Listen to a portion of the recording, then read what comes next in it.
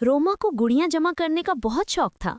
उसने अपने घर में एक छोटा सा गुड़िया घर बना रखा था, जहां हर तरह की गुड़ियां रहती थीं। कोई छोटी, कोई बड़ी, कोई गाने वाली तो कोई नाचने वाली, कोई नज़में सुनाती तो कोई अंग्रेजी पढ़ती। काली गोरी, लंबे बालों वाली हर तरह की गुड़ियां वहां मौजूद थी। रोमा अपनी गुड़ियों से बेहद प्यार करती थी। वो घंटों उनके साथ खेलती, उनसे बातें करती, कभी उनके बाल संवारती और कभी उन्हें रंग बिरंगे कपड़े पहनाती। उसे अपने गुड़िया घर पर बहुत नाज था और वो अपनी गुड़ियों की हिफाजत ऐसे करती जैसे वो उसकी सचमुच की सहेलियां हों। गर्मियों की छुट्टियां आ गई थीं। इसी दौरान रोमा की दादी ने उसे गांव आने की दावत दी। अब्बू अपने काम में मसरूफ थे और अम्मी को घर के कामों से फुर्सत न थी, इसलिए दादी खुद रोमा को लेने शहर आ गईं। रोमा अपनी सारी गुड़ियां साथ लेकर जाना चाहती थी, मगर ये मुमकिन न था। आखिरकार वो सिर्फ 2 गुड़ियां अपने बैग में रख सकी। गुड़ियों से बिछड़ते हुए रोमा का दिल बहुत उदास हो गया। गांव पहुंचने के बाद भी कुछ दिनों तक उसका दिल नहीं लगा। लेकिन फिर अचानक उसे एक नई सहेली मिल गई। उसका नाम था रानी। रानी ना सिर्फ उसी गांव में रहती थी, बल्कि वहां स्कूल भी जाती थी। छुट्टियां होने की वजह से दोनों को खेलने का मौका मिल गया। दोनों ने जल्द ही एक दूसरे से दोस्ती कर ली और हंसी मजाक और शरारतों में दिन गुजरने लगे। खेलते खेलते रानी ने रोमा से कहा, चलो आज मेरे घर चलते हैं, मैं तुम्हें अपनी गुड़िया दिखाऊंगी। रोमा मुस्कुराकर बोली, गुड़िया? अच्छा, तो तुम्हारे पास भी है? उसके दिल में ख्याल आया कि शायद ये कोई आम प्लास्टिक की गुड़िया होगी, जिसकी एक टांग टूटी हुई हो या फिर आंखें बाहर निकली हुई हों। वो जरा लापरवाही से रानी के साथ चल पड़ी। रानी ने बड़े प्यार से अपना लकड़ी का संदूक खोला। संदूक के अंदर से एक निहायत खूबसूरत गुड़िया निकली। उसके रेशमी सुनहरे बाल थे, चमकती आंखें जैसे जिंदा हों और गुलाबी लिबास गोया शहजादी का हो। रोमा ये मंजर देखकर हैरान रह गई। ये वो गुड़िया हरगिज नहीं थी जिसका उसने तसव्वुर किया था। यूं लगता था जैसे ये गुड़िया सांस ले रही हो। रानी और रोमा दोनों खुशी से खिलखिला उठी और इस अनोखी गुड़िया के साथ खेलने लगी। मगर किसी को क्या खबर थी कि ये गुड़िया अपने अंदर एक राज छुपाए बैठी है। रात भर रोमा के दिल में सिर्फ एक ही ख्याल गूंजता रहा कि मैं किसी तरह इस गुड़िया को हासिल कर लूं। अगले दिन खेल खेल में उसने रानी से कहा, रानी, अगर तुम मेरी सच्ची दोस्त हो तो अपनी गुड़िया मुझे तोहफे में दे दो। रानी ने अफसुर्दा लहजे में जवाब दिया, रोमा, मैं चाहूं भी तो नहीं दे सकती।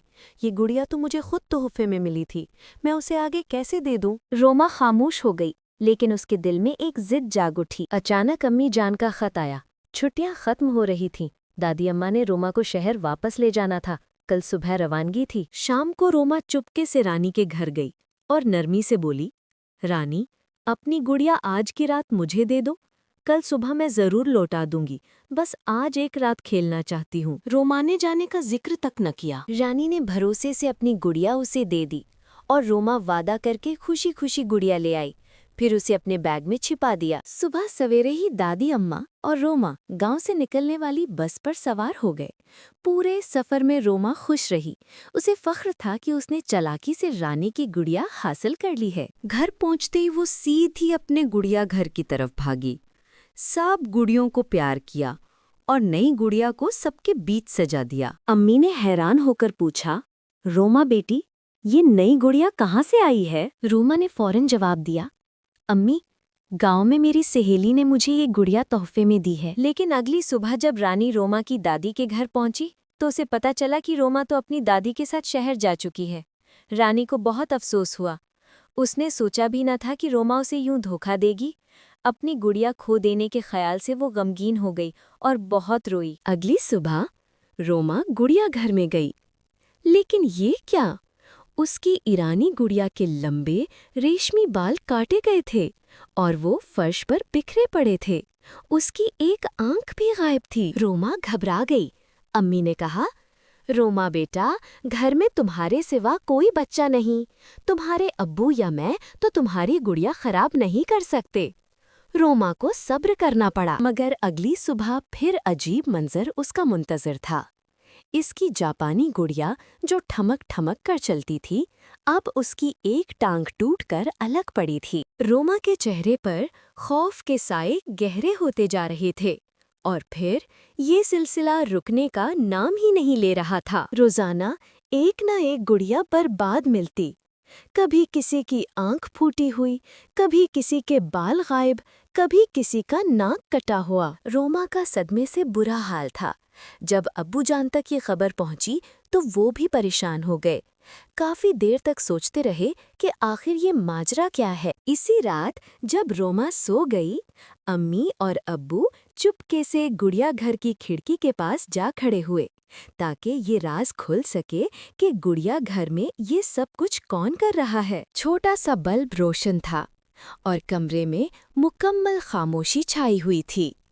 अम्मी और अब्बू साकित खड़े इंतजार करते रहे। अचानक एक कोने में पड़ी हुई गुड़िया हिली और देखते ही देखते वो गुड़िया बदसूरत खौफनाक शक्ल में बदल गई। वो रोमा की एक खूबसूरत गुड़िया की तरफ बढ़ी, बेदर्दी से उसके बाल नोचे, आंखें खींचकर फेंक दें और उसका खूबसूरत लिबास चीर डाला। फिर लम्हों में वो दोबारा एक मासूम खूबसूरत गुड़िया का रूप धारकर खामोशी से बैठ गई। अम्मी और अब्बू के रोंगटे खड़े हो गए। वो सहमे हुए कमरे में वापस आए और आपस में बात करने लगे। अब्बू ने हैरानी से कहा, ये गुड़िया आखिर रोमा के पास आई कहाँ से? अम्मी ने धीरे से जवाब दिया, यही गुड़िया रोमा को गांव की एक सहेली ने दी थी। अगली सुबह अब्बू ने रोमा को कमरे में बुलाया। रोमा अपनी बर्बाद गुड़िया देखकर रोती हुई अब्बू के पास आ गई। अब्बू ने रोमा को आवाज दी, रोमा बेटा, मेरे साथ गुड़िया घर में आओ। वो दोनों गुड़िया घर के पास खड़े हुए। अब्बू रानी की गुड़िया की तरफ इशारा करते हुए बोले, रोमा, ये गुड़िया तुम्हें गांव की किस सहेली ने दी थी? रोमा ने धीरे से जवाब दिया, रानी ने दी थी अब्बू। अब्बू ने संजीदगी से कहा, अगर तुम बहादुर बच्ची हो और डरती नहीं हो तो मैं तुम्हें एक सच बताता हूँ। रोमा ने घबरा कर कहा, जी अब्बू बताइए। अब्बू ने कहा, सुनो, तुम्हारी तमाम गुड़ियों की कातिल यही गुड़िया है। आधी रात को ये अपनी शक्ल बदल लेती है, बदसूरत और खौफनाक रूप धारती है और तुम्हारी बाकी गुड़ियों को तोड़ फोड़ देती है। फिर दोबारा मासूम सी गुड़िया बनकर वहीं बैठ जाती है। शायद तुम्हारी दोस्त रानी ने इसीलिए ये गुड़िया तुम्हें दे दी थी ताकि वो अपने घर को इसके शर से बचा सके। रोमा हैरान और परेशान खड़ी रह गई। अचानक उसे याद आया कि उसने तो धोखे से रानी से ये गुड़िया ली थी, जबकि रानी के पास यही एक गुड़िया थी। अब तो रोमा की गुड़िया घर में भी बस चंद ही टूटी फूटी गुड़िया बची थीं। उसकी आंखों में आंसू आ गए और उसने सिसकते हुए कहा, अब्बू जान, ये गुड़िया मुझे तोहफे में नहीं मिली थी। मैंने रानी से धोखे से हासिल की थी। अब्बू का चेहरा सख्त हो गया। वो रोमा की हरकत से बहुत नाखुश हुए, लेकिन चूंकि दादी अम्मा गांव जा चुकी थीं और आज छुट्टी का दिन था, अब्बू ने फैसला किया कि वक्त ज़ाया नहीं करना चाहिए। अब्बू ने कहा, चलो आज ही सब कुछ दुरुस्त करते हैं। अब्बू, रोमा और वो गुड़िया गांव की तरफ रवाना हुए। जैसे ही वो रानी के घर पहुंचे, रानी ने रोमा को देखकर हैरत से आंखें फैलाईं। फिर गुस्से और नाराजगी के आसार उसके चेहरे पर आ गए। अब्बू ने रानी को मुखातिब किया, रानी बेटी, रोमा को माफ कर दो। उसे अपने किए की सजा मिल चुकी है। तुम्हारी गुड़िया ने उसके खूबसूरत गुड़िया घर को वीरान कर दिया है। हम ये गुड़िया तुम्हें वापस देने आए हैं और रोमा तुमसे माफी मांगने आई है। रानी ने रोमा को देखा। उसके चेहरे पर नरमी आ गई। उसने कहा, मैंने तुम्हें माफ किया रोमा। फिर वो अपनी गुड़िया को प्यार से गोद में लेने लगी। अबू के दिल में एक सवाल उठा। उन्होंने रानी से पूछा, बेटी, ये कैसी गुड़िया है? ये अजीबोगरीब कहाँ से तुम्हारे पास आई? रानी ने आहिस्ता आहिस्ता कहना शुरू किया, एक दिन मैं गांव के उस पहाड़ पर लकड़ियां लेने गई थी। वापसी पर अचानक मुझे एक दरख्त के नीचे से कराहने की आवाज सुनाई दी। मैं डर गई मगर हिम्मत करके करीब पहुंची तो देखा एक नन्ही सी तितली, खूबसूरत मगर बेबस, कांटों की झाड़ी में फंसी हुई थी। एक कांटा उसके नर्म परों के आर पार चला गया था और वो उड़ भी नहीं पा रही थी। मैंने बड़ी एहतियात से वो कांटे हटाए, नन्ही तितली को आज़ाद किया। फिर जंगली दरख्त से शहद तोड़कर उसके जख्म पर लगाया। जब उसे सहारा देकर एक फूल पर बिठाया और घर जाने के लिए पलटी तो अचानक किसी ने मुझे पुकारा। मैंने मुड़कर देखा। रानी ने कहा, मैंने मुड़कर देखा तो मेरे सामने एक खूबसूरत परी खड़ी थी। मैंने डरते डरते पूछा, तुम कौन हो? परी मुस्कुराई और बोली, मैं ही वो नन्ही तितली हूँ जिसे तुमने कांटों से आज़ाद किया था।